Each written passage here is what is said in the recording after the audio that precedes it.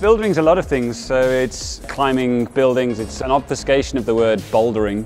Bouldering is low-level climbing without ropes, and buildering is climbing on buildings, typically without ropes, but it can be big ascents, multi-pitch, it can be drunken scrambling up scaffolding on the way home from the pub, and everything in between. I think if you're asking the question, is this buildering? It probably is, and if it isn't, it doesn't really matter.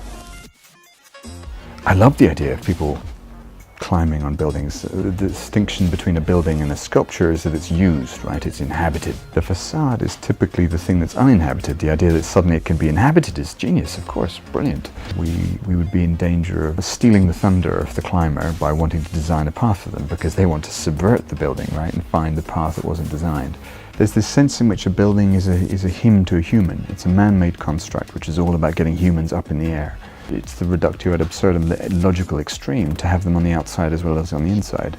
And that was, of course, always the image of a building too. You think of the Greek temples with their people on the outside holding it up, or you go to Budapest. I went to Riga recently. There's people all over the buildings, so why aren't they real people?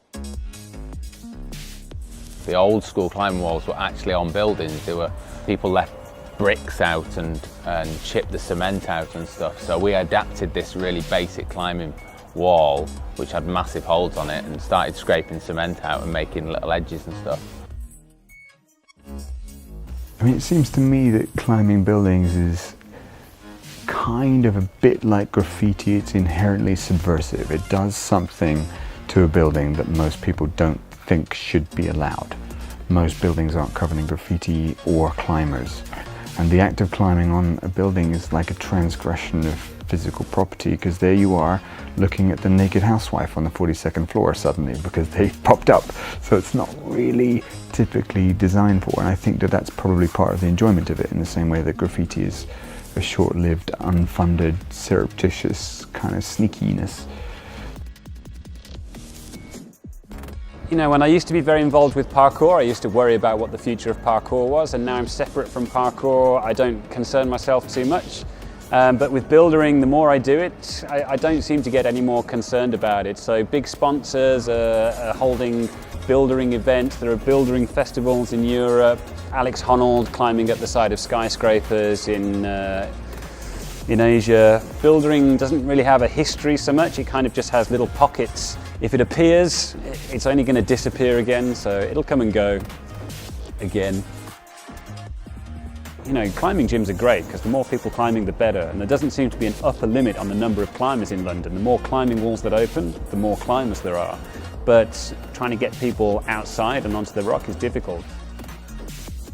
I think when you see a climber with a crash mat outside, it can be a bit weird. I think most public people would probably think it's a bit weird for somebody to be walking around with a massive big mattress on the back anyway, never mind being in a climbing area or in a city. I think when you see somebody like pootling off, you always wonder where they're actually going to go, what they're actually going to climb on. You know, have they got a little special place? Have they got like a little archway or a bridge? Quite a lot of the older buildings in London have really heavily featured blocks with a lot of crimps on and stuff.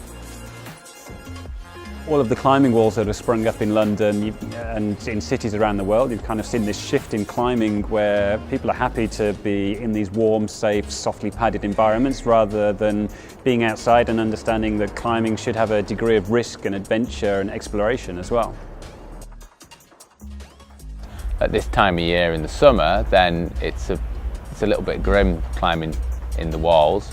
We've got loads of daylight till like 9:30 at night at the moment.